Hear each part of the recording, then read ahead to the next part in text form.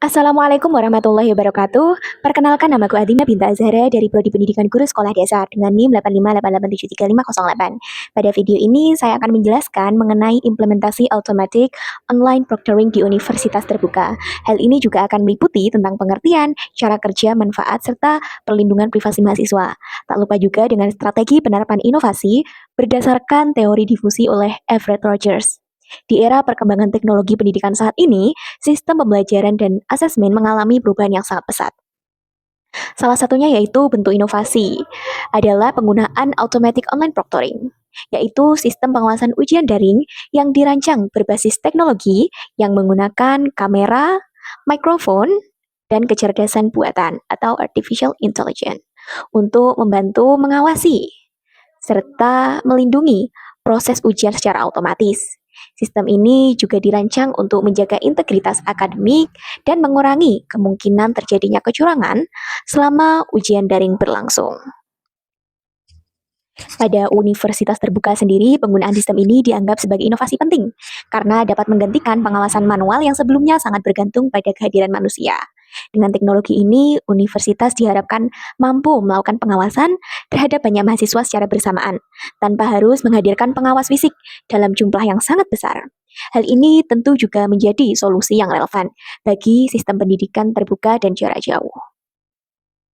Jika dilihat dari teori difusi inovasi oleh Everett Rogers, automatic online proctoring ini dapat dianalisis melalui 5 karakteristik inovasi. Karakteristik yang pertama yaitu relative advantage atau keuntungan relatif. Sistem ini memiliki keunggulan. Apa sih itu keunggulannya? Nah, keunggulannya itu dibanding dengan pengawasan konvensional karena mampu meningkatkan efisiensi serta menjaga kejujuran akademik secara lebih optimal terhadap mahasiswa itu sendiri. Universitas diharapkan dapat mengawasi ribuan peserta ujian secara bersama-sama dengan dukungan teknologi digital, sehingga kredibilitas hasil ujian tetap terjaga nantinya. Lalu ada juga karakteristik yang kedua, yaitu compatibility atau kesesuaian. Pada sistem ini sesuai dengan identitas universitas terbuka yang sangat terbuka, seperti yang kita tahu, sebagai institut pendidikan berbasis pembelajaran jarak jauh yang memanfaatkan teknologi digital. Namun demikian, terdapat beberapa tantangan seperti rasa khawatir terhadap keamanan data pada mahasiswa, keamanan data pribadi, serta ketidaknyamanan karena merasa diawasi di lingkungan rumah maupun lingkungan mereka sendiri. Lalu karakteristik yang ketiga yaitu complexity atau kerumitan. Pada tahap awal ini, sistem ini mungkin akan terasa cukup rumit karena banyak mahasiswa akan mengalami dan harus menyiapkan perangkat seperti kamera, mikrofon, serta koneksi internet yang harus stabil. Selain itu, mahasiswa harus memahami bahwasanya sistem ini akan memantau aktivitas tertentu selama ujian berlangsung. Selanjutnya adalah triability atau kemungkinan untuk diuji coba.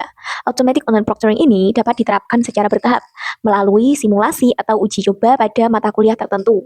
Mungkin yang sebelumnya diterapkan secara luas. Langkah ini memiliki banyak hal penting agar mahasiswa dan dosen memiliki kesempatan memahami cara kerja sistem tanpa tekanan. Lalu karakteristik yang terakhir yaitu observability atau kemudahan pengamatan hasil observasi. Pengamatan ini dapat diamati secara langsung, misalnya melalui menurunkan pelanggaran akademik, lalu tersedianya data pengawasan ujian, dan juga meningkatkan transparansi proses evaluasi pembelajaran. Agar inovasi ini dapat diterima dengan baik, universitas terbuka perlu menerapkan strategi difusi inovasi berdasarkan 5 tahapan yang diterapkan oleh Everett Rogers, yaitu knowledge, persuasion, decision, implementation, and confirmation. Tahap pertama adalah yaitu knowledge atau pengetahuan. Pada tahap ini, universitas perlu melakukan sosialisasi secara jelas dan terbuka. Misalnya seperti melalui video edukasi, lalu melalui sosial media resmi, melalui webinar, dan buku panduan digital yang menjelaskan bagaimana sistem ini bekerja dengan baik. Data apa yang harus dikumpulkan, serta bagaimana perlindungan data dilakukan dengan baik itu akan ada berada di dalam guidebook yang akan memandu mahasiswa. Tujuannya agar mahasiswa dan dosen memahami sistem secara menyeluruh dan tidak menimbulkan rasa kesalahpahaman. Lalu selanjutnya adalah tahap yang kedua, yaitu tahap persuasion atau persuasi. Pada tahap ini, universitas harus mampu membangun sikap positif terhadap sistem dengan pendekatan yang lebih humanis. Misalnya universitas menjelaskan bahwa keputusan dugaan kecurangan tidak sepenuhnya diputuskan oleh kecerdasan buatan. Juga tetapi tetap diperiksa kembali oleh dosen atau pihak terkait untuk mencegah kesalahan penilaian. Selain itu, dukungan dari dosen dan mahasiswa yang telah mencoba sistem ini dapat membantu meningkatkan kepercayaan penggunaan lain. Tahap ketiga yaitu decision atau keputusan. Universitas dapat menyediakan simulasi ujian tanpa resiko agar mahasiswa dapat mencoba sistem terlebih dahulu. Dengan pengalaman langsung, mahasiswa akan lebih mungkin bisa percaya diri atau mungkin lebih menerima penggunaan teknologi ini dalam asesmen pembelajaran. Lalu setelah itu kita akan menuju ke tahap yang keempat, yaitu implementasi atau implementation. Nah, pada tahap ini, universitas harus menyediakan bantuan teknis atau help desk, pelatihan penggunaan sistem, serta pendampingan selama ujian berlangsung agar meminimalkan resiko kendala yang terjadi seperti kendala teknis, gangguan internet, lalu masalah perangkat yang mungkin akan segera diatasi karena ada bantuan tertentu. Lalu pada tahap terakhir atau confirmation, pada tahap ini universitas harus melakukan evaluasi secara rutin melalui survei kepuasan, lalu juga ada pemeriksaan sistem secara berkala. Hal ini ditujukan agar sistem itu terus diperbaiki secara berkala dan juga mampu menjaga kepercayaan mahasiswa terhadap keamanan data pribadi mereka. Selain itu, mahasiswa juga akan mendapatkan pengawasan selama ujian itu terjadi. Sistem automatic online proctoring ini juga dapat dimanfaatkan dalam intervensi pembelajaran dan evaluasi diri mahasiswa. Misalnya, pada saat dosen dapat melihat pola kesulitan pada belajar mahasiswa berdasarkan data fokus atau waktu pengerjaan soal atau pengerjaan setiap soal yang dikerjakan mahasiswa.